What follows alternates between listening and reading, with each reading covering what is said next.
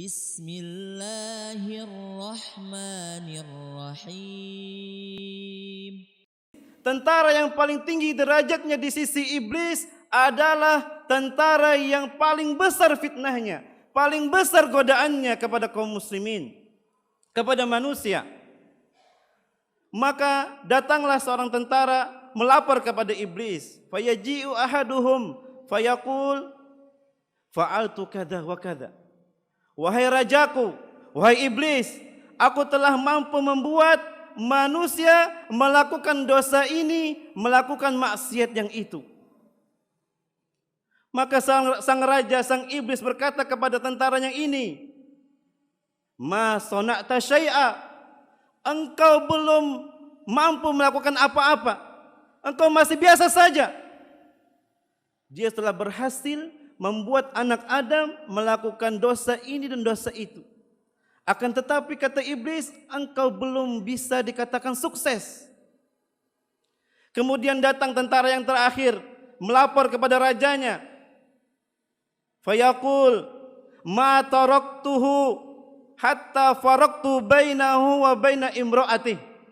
Kata tentara yang terakhir ini melapor kepada iblis, wahai rajaku, tidaklah aku meninggalkan anak Adam sampai aku mampu membuat seorang suami bercerai dengan istrinya. Sampai seorang suami berpisah dengan istrinya. Fayudunihi minhu. Maka iblis mendekatkan tentara tadi ke sisinya dan mengatakan, ni'ma anta. Wahai tentaraku, engkau adalah sehebat-hebat tentaraku. Engkau adalah sebaik-baik tentaraku. Hadis yang diriwayatkan Imam Muslim. Ikhwati fillah, kaum muslimin rahmati Allah Subhanahu wa taala. Di hadis yang mulia ini kita bisa mengambil pelajaran bahwasannya iblis mentargetkan rumah tangga kaum muslimin untuk dihancurkan oleh tentara-tentaranya. Maka dari itu kita sebagai orang yang beriman kepada Allah dan Rasul-Nya hendaklah memperhatikan perkara ini. Perkara yang mana iblis mentargetkan, menganggap tentaranya itu sukses, manakala tentara tersebut bisa membuat seorang suami berpisah dengan istrinya. Maka tugas kita sebagai seorang ayah, seorang suami, hendaklah kita tahu bagaimana cara membentengi keluarga kita dari makar-makar iblis, dari godaan-godaan syaitan. Yang pertama, tatbiqul adabul islamiyah fi buyutina. Hendaklah kita mempraktekkan adab-adab Islam di rumah-rumah kita. Karena dengan kita ini mungkin remeh, ini mungkin ringan, tapi ini sangat penting bagi kita agar bisa menjaga, bisa membentengi keluarga kita dari makar-makar syaitan. Karena Rasulullah SAW selalu mengaitkan adab-adab Islam dengan penjagaan diri dari makar-makar syaitan. Yang pertama, Rasulullah SAW bersabda, "Idza dakhala ar-rajul baitahu fadzakarallahu." Apabila ada seseorang laki-laki masuk ke rumahnya, kemudian dia mengingat Allah, mengucapkan zikir, mengucapkan doa, membaca bismillah, kemudian mengucapkan salam ketika masuk inda dukhulihi, ketika dia masuk rumahnya, wa inda ta'amihi, dan apabila dia ingin makan sesuatu, membaca doa kepada Allah Subhanahu wa taala, maka syaitan berkata, la mabita lakum wala asya'a. Iblis atau syaitan yang lain mengatakan kepada tentara yang lain, sesungguhnya kalian tidak akan mendapatkan tempat bermalam dan tidak akan mendapatkan makanan. Ini manakala kita mempraktikkan adab Islam. Ketika kita masuk rumah, kita membaca doa, membaca bismillah, kemudian mengucapkan salam, maka iblis atau syaitan tidak bisa masuk ke rumah kita. Begitu juga ketika kita makan sesuatu makanan, hendaklah kita membaca bismillah agar syaitan tidak bisa ikut makan bersama kita.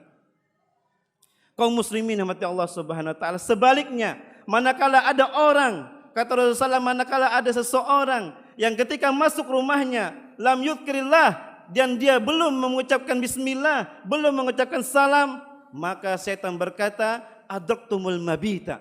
Wahai syaitan, engkau telah mendapatkan rumah untuk kalian menginap. Begitu juga ketika dia ingin makan, dia lupa membaca bismillah, maka syaitan berkata, adraktumul mabita wal asya'a. Kalian mendapatkan rumah tinggal, rumah untuk menginap dan dapatkan makanan.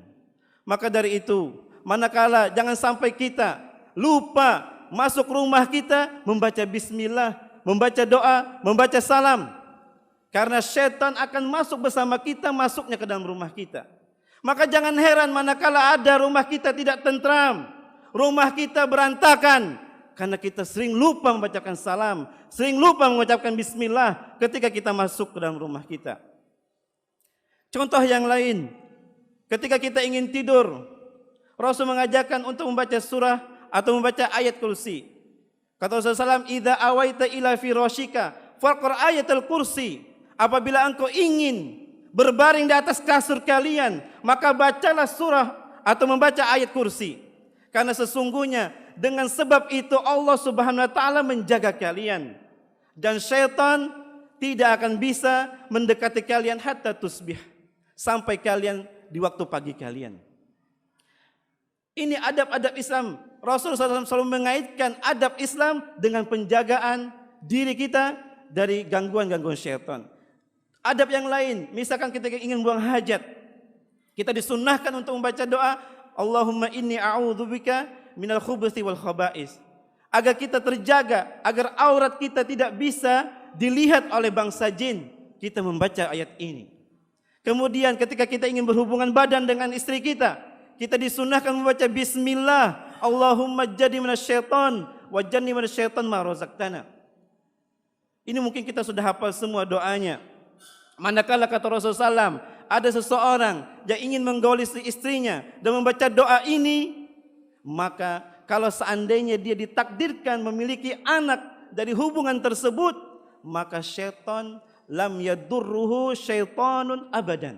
Maka syaitan tidak akan bisa mengganggu bayi tersebut selama-lamanya. Ini tentang adab-adab Islam. Maka dari itu janganlah kita meremehkan adab-adab Islam. Sebaliknya, hendaklah kita selalu mempraktekkan adab-adab Islam di rumah-rumah kita. Kita ajarkan anak dan istri kita mempraktekkan adab-adab Islam di rumah kita.